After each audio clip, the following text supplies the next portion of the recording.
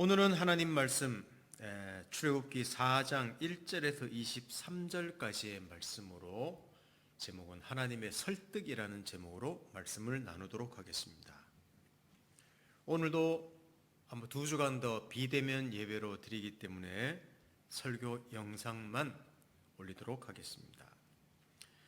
출애굽기 4장 1절에서 23절인데 제가 1절과 10절, 13절만 읽어드리겠습니다. 1절과 10절, 13절. 모세가 대답하여 이르되 그러나 그들이 나를 믿지 아니하며 내 말을 듣지 아니하고 이르기를 여호와께서 네게 나타나지 아니하셨다 하리이다. 10절. 모세가 여호와께 아뢰되 오 주여 나는 본래 말을 잘 하지 못하는 자니이다. 주께서 주의 종에게 명령하신 후에도 역시 그러하니 나는 입이 뻣뻣하고 혀가 둔한 자니이다. 모세가 이르되 13절입니다. 모세가 이르되 오 주여 보낼 만한 자를 보내소서. 아멘. 이스라엘의 구원을 위해서 하나님께서 모세를 부르셨을 때 모세는 거절했습니다. 지난 시간에 살펴보았던 내용입니다. 자신이 아무것도 아니라고 했습니다. 그리고 자신은 하나님을 잘 모르겠다고 이야기했습니다. 거절하는 사실은 변명이라기보다는 정말 그의 마음이었을 것입니다. 하나님께서는 이런 모세의 반응이 당연하다고 여기시는 것 같습니다. 그리고 태연하게 대답하셨죠. 내가 함께 하겠다. 그리고 내 이름은 나는 스스로 있는 자다 라고 하시면서 한결같은 하나님이심을 계시해 주셨습니다. 한편은 되게 조급합니다. 불안합니다. 근데 다른 한편은 느긋합니다. 천천히 자기 일을 하고 있습니다. 모세와 하나님이죠. 오늘 그 다음 이야기를 계속 이어가겠습니다. 세 번째 거절입니다. 모세와 하나님 사이의 긴장감은 계속됩니다. 줄다리기를 하고 있는 것 같습니다. 모세는 계속해서 하나님의 부르심을 거절하죠. 4장 1절 다시 읽어보면 모세가 대답하여 이르되 그러나 그들이 나를 믿지 아니하며 내 말을 듣지 아니하고 이르기를 여호와께서 내게 나타나지 아니하셨다 하리이다 라고 또 거절합니다. 벌써 세 번째 거절입니다. 이스라엘 백성이 분명히 모세를 신뢰하지 않을 것이며 하나님이 보내신 지도자라고 이스라엘의 구원을 위해서 세우신 지도자라고 받아들이지 않을 거라고 말하는 내용입니다. 40년 전에 자기 백성에게 거절을 당한 그 상처가 깊이 드러나는 것 같습니다. 자, 출애굽기 2장 14절 한번 보겠습니다. 출애굽기 2장 14절에 이런 말이 있습니다. 그가 이르되 누가 너를 위하여 서로 싸운 히브리 사람이 한 말이죠. 누가 너를 우리를 다스리는 자와 재판관으로 삼았느냐? 네가 애굽 사람을 죽인 것처럼 나도 죽이려느냐? 모세가 두려워 이르되 일이 달로 되었도다. 우리 이 기억나시죠? 자기 백성을 구원할 열망으로 애굽 사람을 때려 죽이고 히브리 사람 그 싸움의 관여에서 도와주려고 할 때 네가 어떻게 우리의 재판관이고 지도자냐라고 했던 40년 전의 사건입니다. 근데 거의 한 40년 동안에 거의 잊어버리고 살아가 있는데 하나님께서 그 기억을 소환해내시는 것 같습니다. 지금 부르시는 장면이 그 과거의 아픔을 소환하시는 것 같아요. 근데 하나님은 좀처럼 화내지 않고 천천히 설득하십니다. 이번에는 말로 설득하시지 않고 몇 가지 이적을 통해서 표적을 보여주시겠다는 겁니다. 하나님이 모세와 함께 하신다는 표적 말입니다. 그런데 사실 이 표적들은 이스라엘 백성 앞에 가서 보여줄 표적이라고 말하지만 실은 모세 자신을 위한 것이라고 할 수 있습니다. 자, 2절부터 9절까지 좀 긴데 제가 천천히 읽어드리겠습니다. 어떤 내용인지 한번 들어보십시오. 출애굽기 4장 2절에서 9절 여호와께서 그에게 이르시되 내 손에 있는 것이 무엇이냐? 그가 이르되 지팡이니이다. 여호와께서 이르시되 그것을 땅에 던지라 하시매 곧 땅에 던지니 그것이 뱀이 된지라. 모세가 뱀 앞에서 피하매 여호와께서 모세에게 이르시되 내 손을 내밀어 그 꼬리를 잡으라. 그가 손을 내밀어 그것을 잡으니 그의 손에서 지팡이가 된지라. 이는 그들에게 그들의 조상의 하나님 곧 아브라함의 하나님 이삭의 하나님 야곱의 하나님 여호와가 네게 나타난 줄을 믿게 하려 함이라 하시고, 여호와께서 또 그에게 이르시되 내 손을 품에 넣으라 하시매 그가 손을 품에 넣었다가 내어 보니 그의 손에 나병이 생겨 눈이 된지라. 눈같이 된지라. 이르시되 내 손을 다시 품에 넣으라 하시매 그가 다시 손을 품에 넣었다가 내어 보니 그의 손이 본래의 살로 되돌아왔더라. 여호와께서 이르시되 만일 그들이 너를 믿지 아니하며 그 처음 표적의 표징을 받지 아니하여도 나중 표적의 표징은 믿으리라. 그들이 이 두 이적을 믿지 아니하며 네 말을 듣지 아니하거든 너는 나일강 물을 조금 떠다가 땅에 부으라. 네가 떠온 나일강 물이 땅에서 피가 되리라 그랬습니다. 모세가 가지고 있던 지팡이를 던지니 뱀으로 변합니다.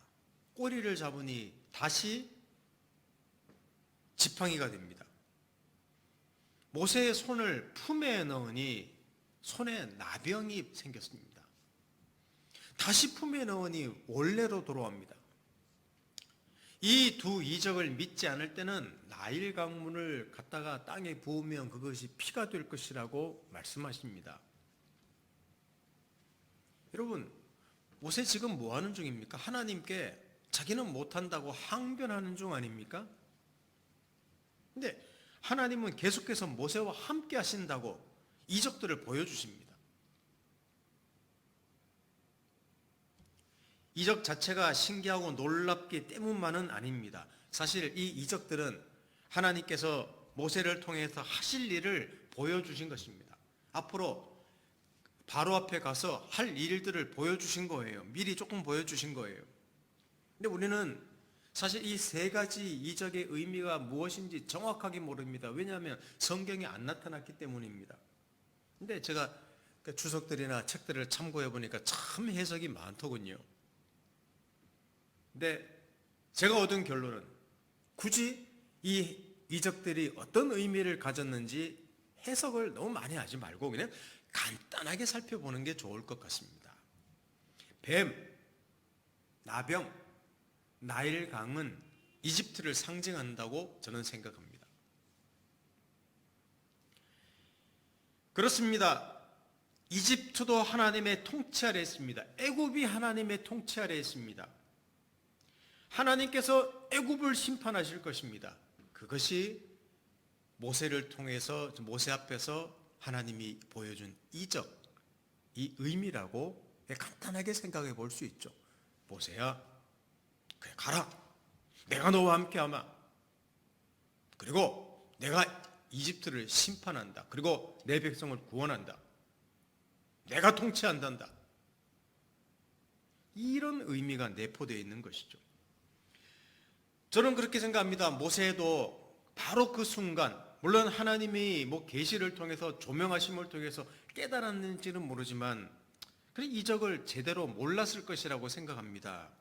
그러나 최소한 놀라야 합니다. 최소한 드디어 내가 과거에 내 백성을 구원하려는 그 꿈이 드디어 이루어지는구나. 꿈은 이루어지는구나. 뭔가 이제 인생이 풀리는구나. 이런 놀라움은 있어야 되지 않겠습니까? 뭔가 속에서 꿈틀거리는 건 있어야 되지 않겠습니까? 하나님이 자기 앞에서 이적을 보여주셨는데. 근데 놀라운 것은 이게 놀랍습니다. 모세 전혀 놀라지 않습니다. 눈 하나 깜짝하지 않습니다. 태연한 척하는 건지. 하나님은 이 모세가 이런 반응을 할 것을 몰랐을까요? 하나님의 계획이 바로 그 모세 앞에 보여준 하나님의 이적이 너무 약했던 것일까요? 아닙니다. 다 아십니다. 하나님은 자기 일을 하십니다. 모세의 반응이 어떠하든 말든 그를 그냥 강요하지 않습니다. 하나님 자기 일을 하십니다. 모세는 자기 길을 갑니다. 그러면서 하나님은 자기 일을 뜻을 이루십니다. 이거예요. 모세를 막 이렇게 조작해서 만들지 않습니다. 하나님이 자기 하실 일을 하는 거예요. 근데 모세는 아직 수준이 자기 길을 가는 거예요. 그래도 하나님은 자기 일을 또 뜻을 성취하고 계시는 중에 있습니다. 지금 바로 그 장면입니다. 근데 모세는 거절합니다. 바로 이게 네 번째 거절인 것이죠. 출애굽기 4장 10절을 보시면 모세가 여호와께 아뢰되 오 주여 나는 본래 말을 잘 하지 못하는 자니이다. 주께서 주의 종에게 명령하신 후에도 역시 그러하니 나는 입이 뻣뻣하고 혀가 둔한 자니이다. 자, 모세가 4장 10절에 한 말 있지 않습니까? 나는 입이 뻣뻣합니다. 혀가 둔합니다. 말 못합니다. 이렇게 대답합니다. 언변이 출중해서 의사 전달을 효과적으로 하지 못한다고 대답합니다. 일리는 있죠. 모세가 누굽니까? 40년 전까지는 이집트의 최고 교육을 받은 어쩌면 아마 바로의 거의 후계자였던 사람입니다. 수사학은 기본이었습니다. 그런데 그 후 40년간 누구하고 살았습니까? 짐승들, 목동으로 지내면서 짐승들하고 살았어요. 과거에 자신을 거절했던 이스라엘 백성을 설득하거나 바로 앞에 가서 외교력을 발휘하거나 협상력을 발휘하는 것, 이것이 사실은 불가능했습니다. 자기는 불가능하다고 여겼던 것이죠. 목동인데 제가 요즘 하나님 앞에서 종종 하는 말입니다. 많이 멍청하게 된 사람에게 왜 새로운 지역에서 사역을 맡기셨냐고 제가 하나님 앞에 기도할 때마다 종종 하는 말이에요. 남 입이 뻣뻣합니다. 말 못합니다. 지혜도 없습니다. 하나님께서 또 대답하시며 설득하십니다. 11, 12절을 한번 보십시오. 출애굽기 4장 11, 12절 여호와께서 그에게 이르시되 누가 사람의 입을 지었느냐 누가 말 못하는 자나 못 듣는 자나 눈 밝은 자나 맹인이 되게 하였느냐 나 여호와가 아니냐 이제 가라 내가 내 입과 함께 있어 할 말을 가르치리라. 사람의 입을 창조하시고 만물을 통치하시는 하나님에게 대화술 같은 거, 외교력 같은 거, 이게 뭐가 문제가 되겠느냐? 물론 하나님은 당장 모세의 말을 업그레이드 시키지는 않습니다. 그렇게 하겠다는 말도 아닙니다. 모자라도 괜찮다, 이 이야기죠. 모자라도 괜찮다. 물론 하나님이 자기 일을 하실 때 무슨 재능이 필요 없다, 지식, 경험, 열정, 또 아까 말했던 모세가 부족하다고 했던 외교력, 언변, 여러분 이런 게 필요 없다는 말은 절대 아닙니다. 사실 다 하나님이 사용하시는 것들입니다. 하나님이 준비시키는 것들입니다. 그러나 이런 것들이 없다고 할지라도 하나님의 일은 절대 방해받지 않는다는 하나님의 의지를 지금 나타내고 계십니다. 어쩌면 모세의 그 재능과 열정이 없어지기를 기다렸는지도 모릅니다. 하나님의 구원을 이루며 그 안에 하나님 자신의 메시지를, 그 하나님이 하시려는 일의 메시지를 담기 위해서 어쩌면 모세의 가진 모든 것들이 없어질 때까지 기다리셨는지도 모릅니다. 저는 그렇게 생각합니다. 자, 이렇게 네 번째 거절을 했는데 다섯 번째 거절을 하죠. 자, 다음 내용을 13절 보십시다. 이 끝까지 거절을 합니다. 우리는 끝까지 거절하는 이유를 한번 살펴볼 필요가 있습니다. 자, 13절 모세가 이르되 오 주여 보낼 만한 자를 보내소서. 하나님은 설득하시면서 계속 괜찮다고 하시는데 모세는 no, 끝까지 거절합니다. 보낼 만한 자를 보내소서라는 말에는 하나님 일을 맡기에는 자신이 부족하다는 대답입니다. 이거는 모세는 철저하게 자기 자신에게서 원인을 찾고 있습니다. 저 안 됩니다. 저 하나님 모릅니다. 저 부족합니다. 저 말고 다른 사람 세우십시오. 이것이 인간이 가지고 있는 자존심입니다. 아무리 하나님일지라도 뭔가 준비되고 무언가를 가진 사람을 세워야 하지 않겠습니까? 가진 것도 없는데 이제 다 시들었는데 하나님 안 됩니다. 이게 인간이 가지고 있는 자존심이에요. 여러분, 이집트는 너무 강합니다. 이스라엘은 아무것도 가진 것이 없는 노예 민족입니다. 그리고 유일한 희망이 될 수 있었던 모세마저도 한낱 목자일 뿐입니다. 그리고 과거의 상처 때문에 거의 무너진 상태입니다. 자, 출애굽 가능하겠습니까? 출애굽이 원인이 없어요. 근거가 없어요. 모세의 이런 반복적인 거절은 단순히 불순종이라기보다는 아주 합당한 생각이며 반응일 것입니다. 당연히 불가능합니다. 누가 봐도 불가능합니다. 시골 목수가 메시아라니 정말 말이 안 되죠. 시골 특히 그 어부들이 세상을 변화시킨다? 화려한 고린도 지방에서 하나님께서 부르신 자들을 보면 굉장히 그 지혜가 없고 뒤떨어진 자들을 부르셨습니다. 뭐가 도움이 된다고? 더 화려한 사람들을 부르면 더 좋지 않겠습니까? 아들이 하나밖에 없는 아브라함이 많은 민족의 조상이 된다고요? 왜 좀 자식을 많이 주시지?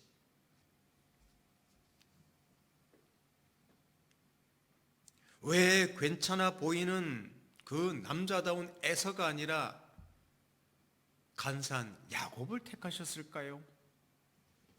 가나안 정복을 이스라엘이 합니다. 첫 요새가 여리고라는 성입니다. 그러면 하나님이 약속한 땅, 오랫동안 약속한 땅인데 좀 멋있게 승리하는 그런 전쟁 방식으로 가서 이기질 않고 하루에 한 바퀴씩, 마지막에 7바퀴 돌기만 하면 견고한 요새가 무너지게 하셨을까요? 왜? 저 이해되지 않습니다. 개떡 같은 왕인데 조상인 다윗 때문에 하나님께서 그 왕을 찰떡처럼 여겨주신다고 하니 뭐 아빠치 않습니까? 이 모든 내용은 합리적이지 않습니다. 합리적이지 않습니다. 저도 과거 청년 때 여러분들은 여러 번 들어봤을 것입니다만은 하나님 저 같은 사람을 자녀로 주셨다니 얼마나 좋으시겠습니까? 이런 기도를 저는 자주 했었습니다. 정말 저 자신에게 뭔가 원인이 있다고 생각했던 것이죠. 교회 열심히 다니고 술 담배 안 하고 그때. 그런데 오랜 세월 동안 하나님 왜 저 같은 사람에게 계속해서 은혜를 베푸시나요? 라고 저는 고백합니다. 왜 저 같은 사람에게? 원인을 찾지 못하도록 만드셨습니다. 그래서 제 인생이 도무지 이해되지 않습니다. 청년 때 했던 그 고백, 하나도 없었다고 해도 과언이 아닙니다. 이해가 안 되는 인생이니까요. 그래서 저는 몇 년 전부터 하나님의 주권과 은혜를 열심히 전하고 있습니다. 설교나 성경 공부나 대화나 너무나 우리 보기에는 불합리해 보이는 합리적이지 않은 내용을 말입니다. 저는 성경이 그런 내용으로 가득 찼다고 생각합니다. 이게 모세가 고집스럽고 불순종해서 그렇다기보다는 끝까지 거절하는 합리적인 이유가 뭐냐면 바로 인간이 가지고 있는 자존심이에요. 근데 하나님이 하시는 설득을 보십시다. 자, 하나님의 설득, 또 설득하시는 내용을 봅시다. 마지막 대답입니다. 출애굽기 4장 14에서 17절을 한번 봅니다. 여호와께서 모세를 향하여 노하여 이르시되 레위 사람 내 형 아론이 있지 아니하냐? 그가 말 잘하는 것을 내가 아노라. 그가 너를 만나러 나오나니 그가 너를 볼 때에 그의 마음에 기쁨이 있을 것이라. 너는 그에게 말하고 그의 입에 할 말을 주라. 내가 내 입과 그의 입에 함께 있어서 너희들이 행할 일을 가르치리라. 그가 너를 대신하여 백성에게 말할 것이니 그는 내 입을 대신할 것이요 너는 그에게 하나님같이 되리라. 너는 이 지팡이를 손에 잡고 이것으로 이적을 행할지니라 라고 하나님은 말씀하십니다. 근데 여기 보면 여호와께서 모세를 향하여 노하여 이르시되라고 되어 있죠. 하나님이 분노하십니다. 모세가 지겹게 말을 듣지 않아서라기보다는 하나님께서 분노하실 만큼 하나님 생각과 사람 생각이 다르다는 거예요. 야, 내가 그렇게 너한테 함께 한다 그러는데 못 알아듣냐 이 자식이 말이야. 이렇게 분노하시는 게 아니에요. 분노하신다는 말은 하나님 생각과 사람 생각이 그렇게 다르다는 말이에요. 그래서 하나님은 분노하신다는 표현에는 또 설득하시고 또 설득하시는 거예요. 그래서 마음을 감동하게 하시고 은혜를 주시고 눈을 뜨게 하시고 귀를 열게 하시고 입을 벌리게 하셔야만 한다는 것. 이것을 증명하고 있습니다. 이게 하나님의 분노예요. 그 하나님의 분노는 어떻게 보면 하나님의 고집스러운 설득이라고 할 수 있습니다. 그렇습니다. 여러분, 하나님의 설득이란 결국 사람에게 원인이 없다는 것입니다. 사람에게 원인, 모세에게 원인이 없고 근거가 없기 때문에 하나님이 그를 만드시고 빚으시고 격려하시고 약속을 주시고 이끄시고 미시고 땡기시고 그렇게 해서 그 사람이 항복해 나가고 굴복해 나가고 하나님 알아가고 깨달아지고 열망이 생기고 그래서 하나님 자기를 하신다. 이게 하나님의 설득이에요. 마지못해서 하나님 설득에 마지못해서 따른다는 의미가 아닙니다. 결국 모세에게 형 아론을 붙여주시고 모세는 자기 백성에게로 이집트에로 향합니다. 참 쌍방의 지겨운 줄다리기였습니다. 결국 하나님의 설득에 항복하게 됩니다. 그렇습니다. 사랑하는 성도 여러분, 모세가 위대했던 게 아닙니다. 도리어 그에게 위대하게 보였던 것들을 없어지도록 기다리셨습니다. 모세라는 자에게는 어떤 원인도 없음을 반복해서 보이셨습니다. 그리고 하나님의 하나님 되심이 모세를 위대하게 하고 이스라엘 백성을 살리고 풍성하게 함을 하나님은 반복해서 나타내셨던 것이죠. 그 출애굽이라는 놀라운 구원의 역사의 시작부터 그 구원자를 부를 때부터 말입니다. 그런데 왜 굳이 그렇게 상처가 깊은 사람을 세우고 보내려고 하셨을까요?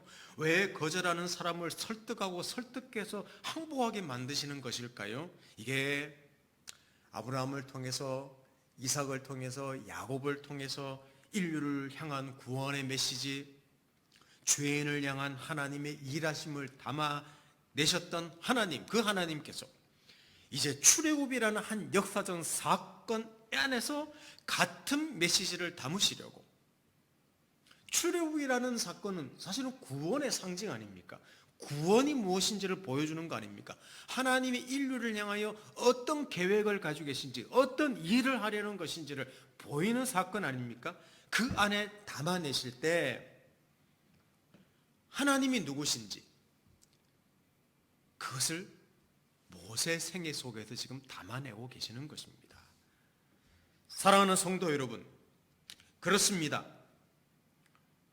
하나님께서 이루시는 구원이 무엇인지, 도대체 하나님은 누구신지, 그리고 도대체 인간이란 누구인지를 담아내고 계십니다.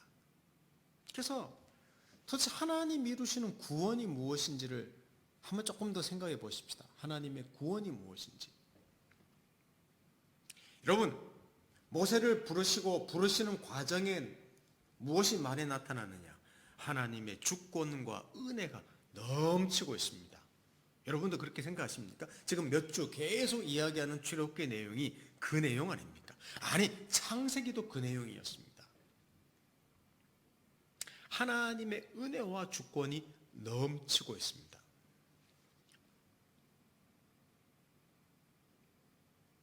이 하나님의 구원의 은혜는 사람에게서 어떤 조건도 요구하지 않습니다.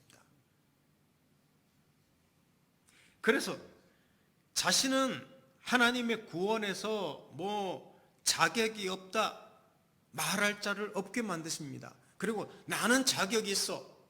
제가 청년 때 했던 기도처럼 나는 자격이 있어. 이렇게 말할 수도 없게 하십니다. 이게 하나님이 이루시는 구원이에요.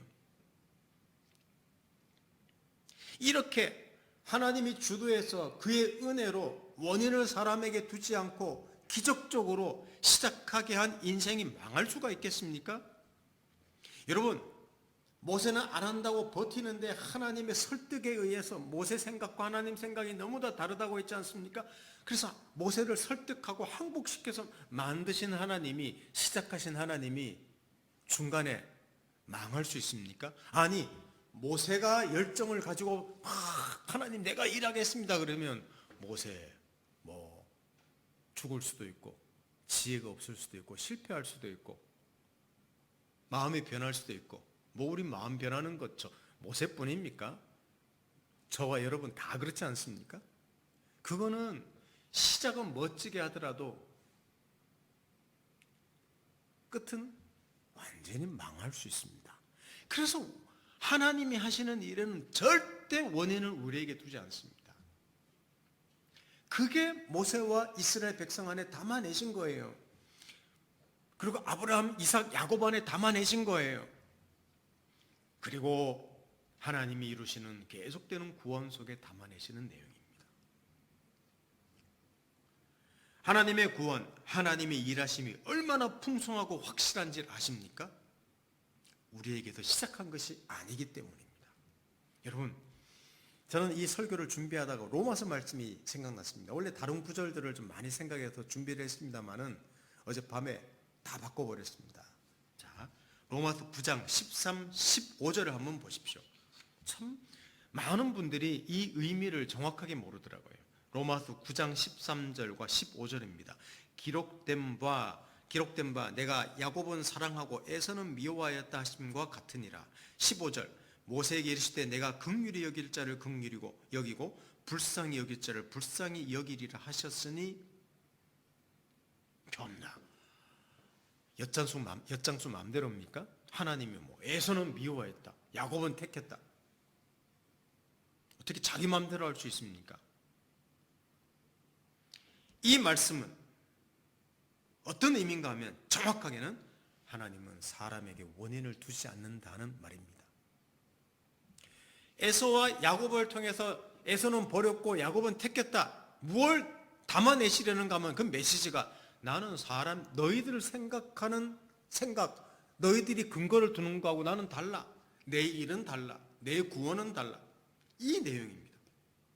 하나님 말씀을 조금 더 보십시다. 11절, 12, 16절을 보십시다. 11, 12, 16절 로마서 그 자식들이 아직 나지도 아니하고 무슨 선이나 악을 행하지 아니한 때에 택하심을 따라되는 하나님의 뜻이 행위로 말미암지 않고 오직 부르시는 이로 말미암아 서게 하려 하사 리브가에게 이르시되 큰 자가 어린 자를 섬기리라 하셨나니 16절 그런즉 원하는 자로 말미암음도 아니고 내가 원한다고 되는 것도 아니고 다른 박질하는 자로 말미암음도 아니고 내가 열심히 산다고 되는 것도 아니고 오직 긍휼히 여기시는 하나님으로 말미암음이니라. 아멘. 이렇게 이야기했습니다. 그렇습니다. 하나님의 주권, 하나님의 은혜, 하나님의 열심은 확실합니다. 틀림이 없습니다. 그래서 경고합니다. 만일 우리가 다른 박질하고 만일 우리가 열심히 내고 그래서 구원에 이른다. 그것은 어떤 사람은 이루고 어떤 사람은 이루지 못해요. 누구 말만 따라? 응? 금그릇? 금숟가락? 금수저? 은수저? 흙수저에 따라 다를 수 있어요. 세상은 그렇게 돌아갑니다.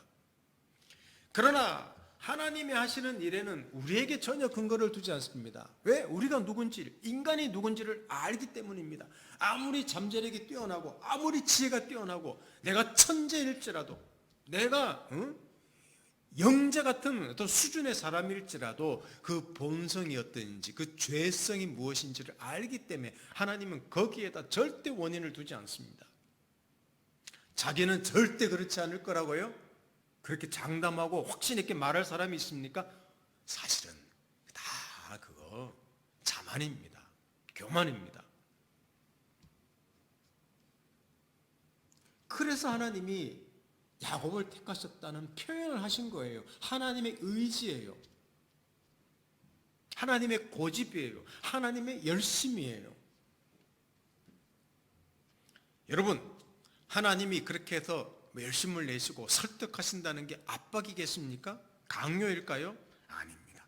우리를 포기하지 않는 하나님의 은혜이고 우리를 절대 놓지 않고 버리지 않겠다는 하나님의 열심입니다. 하나님의 의지이고 하나님의 고집인 것이죠. 그게 우리의 구원이라는 말입니다. 그게 그리스도인이라는 말입니다. 이것이 우리 그리스도인의 이해할 수 없는 새로운 인생입니다. 우리는 이렇게 시작되었습니다. 그리고 이 하나님의 일하심, 이 은혜, 이 설득, 이 열심은 끊임이 없습니다. 구원할 때만 있는 게 아니라 영원토록 변치 않는다고 나는 스스로 있는 자니라 그랬지 않습니까? 왜냐하면 우리가 살아가면서 우리 생각과 하나님 생각은 다르기 때문에 하나님은 또 설득하시고 또 열심을 내시고 또 그의 고집과 의지로 우리를 만들어 나가시는 거예요. 그래서 우리가 항복하게 하십니다. 순종하게 하십니다. 우리 이런 높은 수준으로 만들어 나가시는 것이죠. 결국은 우리가 신앙 훈련하고 우리가 배우고 우리가 열심히 내는 것처럼 보이지만 그렇게 하도록 하나님께서 미시고 당기시고 격려하시고 말씀 주시고 약속 주시고 힘도 주시고 하나님이 이끄신 것입니다. 그것을 언제 아느냐? 그때는 몰라요. 나중에 뒤돌아보면서 내 인생이 다 은혜였구나. 내가 한 게 없구나. 그것을 깨닫게 됩니다. 저는 이 말씀을 준비하면서 이렇게 한번 생각해 보았습니다. 모세가 할 수 없다고 하기에 그래서 하나님의 계속되는 설득이 있기에 소망이 있는 거구나. 아유 지겨워. 왜 이렇게 모세는 반대하지? 아닙니다. 오히려 그가 계속 거절하고 할 수 없다고 하는 것은 소망이 있는 것입니다. 왜냐하면 하나님의 일하심이 나타나지 않습니까? 우리가 가진 원래의 약점이 있는데 지금 우리는 어떤 상황에 있습니까? 코로나 팬데믹, 전 세계 휩쓸고 있는 이 참 그 상황 속에서 아무것도 할 수 없음을 우리는 알고 있습니다. 모두 힘들어합니다. 그리스도인이라고 해서 예외는 아닙니다. 그러나 우리가 할 수 없고 우리가 아무것도 할 수 없다고 하는 그 자리에서도 여러분 하나님의 은혜는 넘치고 있음을 알아야 합니다. 하나님은 이런 우리의 약함 안에서 여전히 일하신다는 사실을 알아야 합니다. 우리가 안 된다고 하는 상황에서도 고집스럽게 우리를 위해서 일하시고 설득하고 계심을 알아야 합니다. 그래서 여러분에게 또 저와 여러분에게 이 말씀을 나누는 것입니다. 이게 우리의 소망입니다. 물론 지금 우리가 이 팬데믹 상황 속에서 할 수 있는 일이라고는 어떤 교회들은 회개해야 된다. 하나님이 나라가 공산주의로 가기 때문에 어쩌고 저쩌고. 그게 아니라 언제든지 일어날 수 있는 이 상황을 받아들이고 신학자 톰 라이트가 이야기했던 것처럼 우리가 지금 할 수 있는 일이 무엇인가? 오히려 지금 애통해하면서 지금 우리가 울면서 안타까워하면서 지금 우리가 할 수 있는 일 서로 격려하고 소망을 갖게 하고 또 지금 교회와 그리스도인들이 할 수 있는 일이 무엇인지 그게 우리가 해야 될 일이라고 생각합니다. 어쩌면 이 상황 속에서 하나님이 일하시면서 자기 메시지를 담아내고 계신지도 모르죠. 넘치는 하나님의 은혜와 정말 인간의 본질이 무엇인지를 나타내고 있는지도 모르죠. 사랑하는 성도 여러분, 2021년이 시작되었습니다. 어떤 계획이 있으신가요? 너무 어려운 한 해를 보냈고 21년도도 사실은 불투명합니다. 어떤 계획이 있으신가요? 하나님이 말씀하시는 것 같습니다. 야, 넌 다 계획이 있구나. 그래, 최선을 다해보렴. 근데 나도 계획이 있단다. 그러니 두려워하지 말고 이것도 해보고 저것도 해보렴. 네가 실패해도 괜찮아. 지혜도 없고 능력도 없고 재물도 없다고? 환경도 어렵다고? 나도 다 알지. 일자리도 마땅치 않구나. 알바도 없다니. 염려 마라. 내가 널 붙잡고 있잖아. 너보다 내가 더 신경 쓰고 있지. 아니, 사실 너가 너를 위한 것보다 더 열심히 일하고 있단다. 조금 더 힘내. 고개를 들어보렴. 그리고 한 발자국을 내디뎌 봐.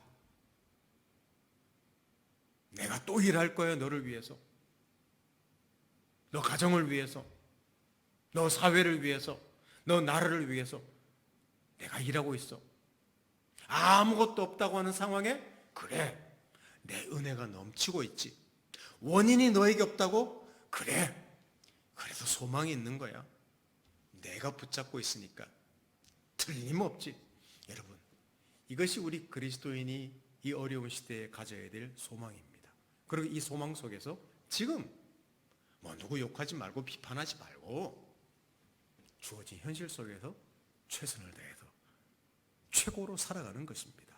저와 여러분이 그런 인생, 이 모세와 하나님과의 끊임없는 줄다리 속에서 나타내시는 그 하나님의 메시지가 바로 우리를 향한 메시지인 줄도 알고 우리 시대를 향한 메시지인 줄도 알고 매일매일 담대하게 살아내는 우리들 되기를 예수님 이름으로 축원합니다.